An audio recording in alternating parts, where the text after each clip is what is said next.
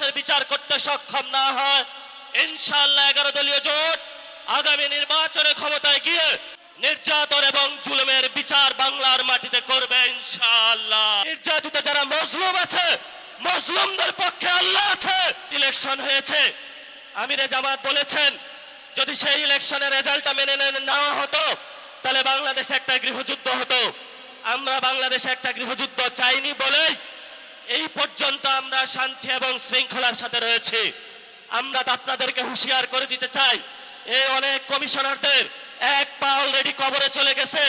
এই অবস্থায় আপনারা যদি বাংলাদেশের মানুষের সাথে গাদ্দারি করেন, প্রতারণা করেন, লোকাল গভর্নমেন্টে যদি আবার বাংলাদেশে কোনো ইঞ্জিনিয়ারিং ব্যবস্থা করা হয়, বাংলার রাজপথ প্রজ্বলিত হয়ে উঠবে, আগুনে তপ্ত উঠবে ইনশাআল্লাহ।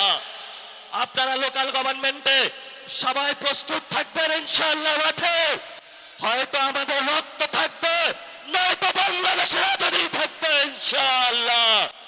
আমরা ইনশাআল্লাহ 11 দলীয় জোটের যারা নেতৃবৃন্দ এখানে আছেন তাদের নেতৃত্বে বাংলাদেশের মানুষের পক্ষ হয়ে একটি সুষ্ঠু গণতান্ত্রিক প্রক্রিয়ার মধ্য দিয়ে এগিয়ে যাব। এটাই বাংলাদেশ, এটাই আবু সাঈদের বাংলাদেশ, এটাই হলো শহীদ মুগ্ধের বাংলাদেশ, এটাই হলো শহীদ ওয়াসিমের বাংলাদেশ। সবাইকে আসসালাম। রাজপথে থাকবেন, রাজপথ ছাড়বেন না। রাজপথে মুক্তির সমাধান, রাজপথে আজাদির সমাধান, রাজপথে বাংলাদেশের সমাধান, রাজপথে হলো সার্বভৌমত্বের সমাধান, রাজপথে হলো ইসলামকে সার্বভৌমত্বের রক্ষার সমাধান। এই সমাধান আমাদেরকে ইমানি দায়িত্ব, দেশপ্রেমের দায়িত্ব, এই দায়িত্ব আমাদেরকে আদায় করে ইনশাআল্লাহ আমরা ঘরে ফিরবো। গত 17 বছরে কারা কারা মামলা খেয়েছেন বা পুলিশের হলো একটা ডান্ডা বাড়ি খেয়েছেন, সবাই একটু কষ্ট করে হাতটা তুলবেন। এই যে অধিকাংশ লোক গত 17 বছরে এখানে হলো নিগৃহীত, নির্যাতিত। গত 17 বছরে বাংলাদেশে কয়েকটি গণহত্যা সংগঠিত হয়েছিল। 28 অক্টোবরে একটি গণহত্যা সংগঠিত হয়েছিল, শাপলাতে একটি গণহত্যা সংগঠিত হয়েছিল, 24-এ একটি গণহত্যা সংগঠিত হয়েছিল, পিলখানায় একটি গণহত্যা সংগঠিত হয়েছিল। আর অসংখ্য মা বোনের কোলের কত সন্তান যে নিবৃতে চলে গিয়েছিল, সে মুকাদ্দাস ওয়ালি থেকে শুরু করে সেই নোমানি বাই থেকে শুরু করে বাংলার প্রত্যন্ত অঞ্চলে কত রাজপথ যে রঞ্জিত হয়েছিল রক্তে, সেগুলো বাংলার আকাশ বাতাস এখনো সাক্ষী আছে। কয়েকদিন আগে প্রধানমন্ত্রী একটি বক্তব্য দিয়েছিলেন যে আমার যে মেরুদণ্ডটা ভাঙা হয়েছিল, আমি যদি প্রতিশোধ নেই তাহলে কি আমার মেরুদণ্ড ফেরত পাবো কিনা, তিনি এই বক্তব্যটা রেখেছিলেন। আমি সবিনয়ে মাননীয় প্রধানমন্ত্রীর কাছে জানাতে চাই, এই যে এখানে এতগুলো মানুষ উপস্থিত হয়েছে, যাদেরকে অন্ধকার প্রকোষ্ঠে রাখা হয়েছিল, যাদের বাপকে হলো থানায়, জেলায়, পুরো বাংলাদেশের বিভিন্ন কারাগারে ঘুরানো হয়েছিল, এই মানুষগুলো প্রতিশোধ চায় না, কিন্তু আমরা বিচারে বিশ্বাসী।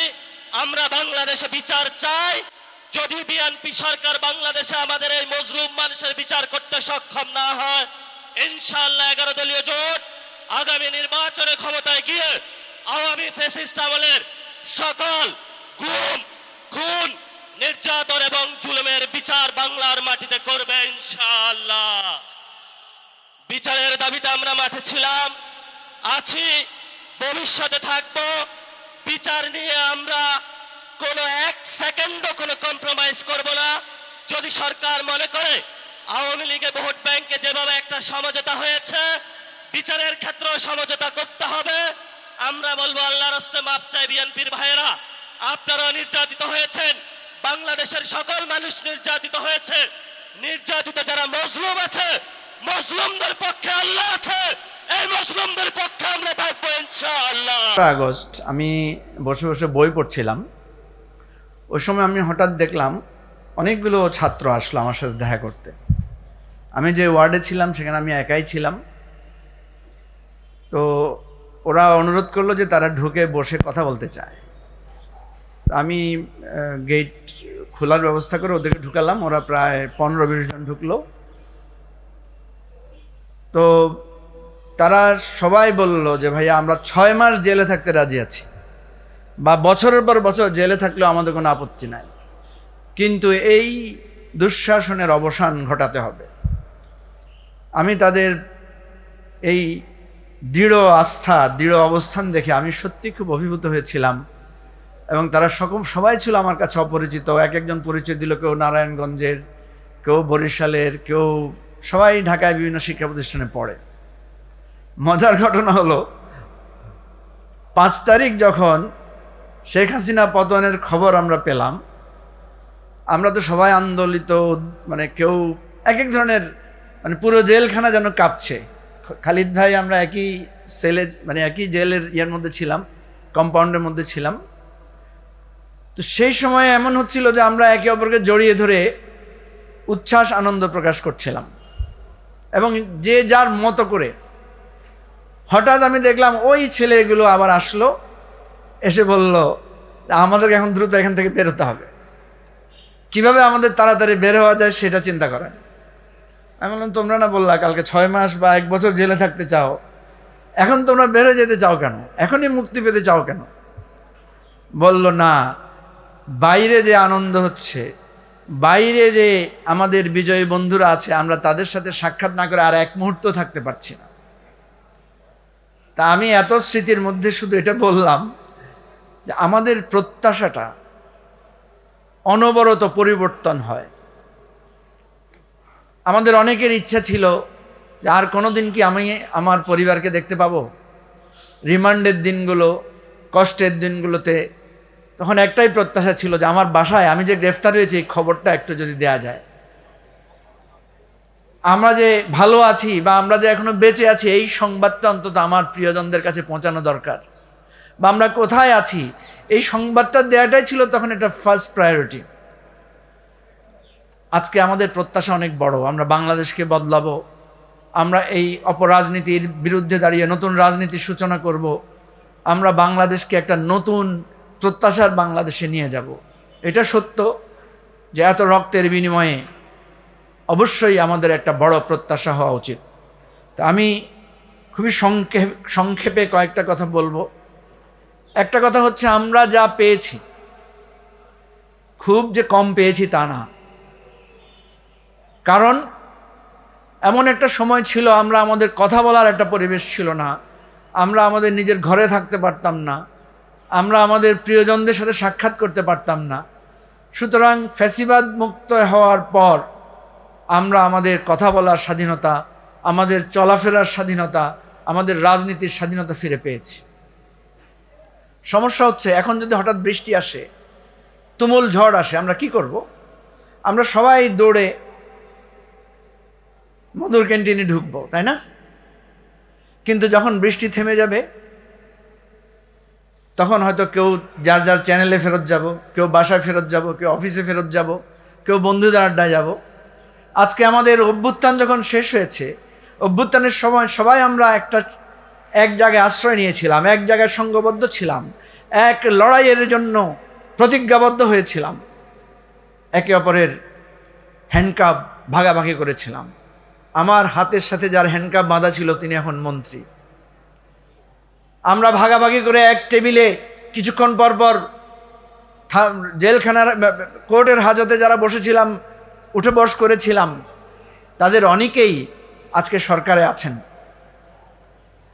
আমরা এক একজন এক এক দিকে ছড়িয়ে পড়েছি, এক একজন এক এক কাজে ব্যস্ত হয়ে পড়েছি।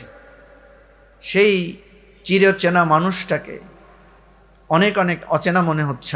এখন মনে হচ্ছে যে হয়তো তারা অনেক বেশি প্রত্যাশা বা অঙ্গীকার থেকে দূরে সরে যাচ্ছেন, আর তারা হয়তো আমাদের দিকে ভাবছে, না এই লোকগুলো আমাদের কত প্রিয় ছিল, কেন আমাদের বিরুদ্ধে এত কথা বলে, কেন আমাদের এত দোষ ধরে, কেন আমাদের এত ত্রুটি বিচ্যুতির সমালোচনা করে। এটাই প্রকৃতির নিয়ম, এটাই বিধাতার এই বিধান যে আমরা বিপদে পড়লে সবাই ঐক্যবদ্ধ থাকব, আবার যখন ভালো সময় আসবে আমরা নিজের কাজে ব্যস্ত হয়ে পড়ব। প্রিয় বন্ধুগণ, যতই আমরা নিজেদের কাজে ব্যস্ত হই, মনে রাখতে হবে আবু সাঈদ আজকে নেই। আবু সাঈদ দুহাত প্রসারিত করে বাংলাদেশের কোনো মন্ত্রণালয়ের মন্ত্রিত্বের দায়িত্ব হাতে পেতে চায় নাই। আবু সাঈদ আমাদের মতো লম্বা সময়ের যুদ্ধ সংগ্রামের স্বপ্ন থেকে এই বাংলাদেশকে দেখে নাই। সে একটি প্রতিবাদের জায়গা থেকে দেখেছিল, একটি সংকল্পের জায়গা থেকে দেখেছিল, এই সংকল্পের নাম ছিল আমরা অন্যায়ের কাছে, অত্যাচারের কাছে মাথা নত করব না। সুতরাং আজকে আমাদের যে গণভোট, যেই গণভোটে প্রায় 70% মানুষ ভোট দিয়েছে, 70% মানুষ হ্যাঁর পক্ষে ভোট দিয়েছে, সেই 70% মানুষকে আমাদেরকে আবার একতাবদ্ধ করতে হবে, ঐক্যবদ্ধ করতে হবে। আমরা একটা প্রত্যাশার জায়গা থেকে 70% মানুষ হ্যাঁর পক্ষে ভোট দিয়েছিলাম। সেখানে বিএনপির লোক ছিল, সেখানে জামাতের লোক ছিল, সেখানে এনসিপির লোক ছিল, এবি পার্টির লোক ছিল, যার কোনো দল নাই, মত নাই, সেও এই হ্যাঁর পক্ষে ভোট দিয়েছিল। সুতরাং আমাদের সকলের একটাই পরিচয়, আমরা গণতান্ত্রিক একটি বাংলাদেশ, একটি মুক্ত, একটি স্বাধীন বাংলাদেশ, একটি সত্যিকার স্বনির্ভর বাংলাদেশ, বেকার মুক্ত বাংলাদেশ, ধর্ষণ মুক্ত বাংলাদেশ, গুম গণহত্যা মুক্ত বাংলাদেশ, শিক্ষাঙ্গনের সন্ত্রাস মুক্ত একটা বাংলাদেশ। এটাই আমাদের প্রত্যাশা ছিল, এটাই আমাদের স্বপ্ন ছিল। সুতরাং আমি বলবো, যেই স্বপ্ন পূরণ হয়েছে সেই স্বপ্ন পূরণের জায়গাটাকে ধারণ করব, যেই স্বপ্ন অধরা রয়েছে সেই স্বপ্নের জন্য আবার সবাই সংকল্পবদ্ধ হয়ে সংঘবদ্ধভাবে আমরা সংগ্রাম করব। তাই আজকে এই ঐতিহাসিক মধুর ক্যান্টিনের সামনে থেকে আহ্বান করছি, এক হাত হাতে রেখে আসুন, গণভোটে যারা আমরা হাঁয়ের পক্ষে ভোট দিয়েছিলাম, গণভোটে হাঁ ফোরাম, সারা বাংলাদেশে আমরা গণভোটে হাঁ ফোরাম গঠন করব এবং যার যার দলের ঊর্ধ্বে উঠে আমরা একটা মঞ্চ তৈরি করব, যেই মঞ্চ থেকে আমরা বলবো, জুলাই সনদ আমাদের স্বপ্ন, জুলাই সনদ আমাদের রক্তে গড়া সনদ, জুলাই সনদ আমাদের তিল তিল করে ওই রিমান্ডের দিনগুলোতে যখন আমরা আমাদের প্রিয়জনদের কথা ভেবে চোখ ভিজে উঠত, সেই চোখের জলের প্রত্যেকটি অক্ষরের নাম জুলাই সনদ। সুতরাং এই গণভোটে হ্যাঁ ফোরামের হাত ধরে জুলাই সনদ আজ হোক কাল হোক একদিন বাংলাদেশে আমরা বাস্তবতায় পরিণত করব। আমাদের বন্ধুরা যারা আজকে ক্ষমতার মসনদে বসে সত্যকে ভুলে যাচ্ছেন, দুঃখকে ভুলে যাচ্ছেন, বেদনার স্মৃতি ভুলে যাচ্ছেন, তাদেরকে আমরা সেই ভুল থেকে শুধরে সামনের দিকে আনবো, এটাই আমাদের প্রত্যাশা। ছাত্রপক্ষকে অভিনন্দন জানাই এরকম একটি প্ল্যাটফর্ম থেকে এই আয়োজন করার জন্য। ইনশাআল্লাহ এই ক্যাম্পাস থেকে আমাদের মুক্তি হয়েছে, এই ক্যাম্পাস থেকে আমরা আবার ঐক্যবদ্ধ হব। সবাইকে ধন্যবাদ। আসসালামু আলাইকুম রহমতুল্লাহ।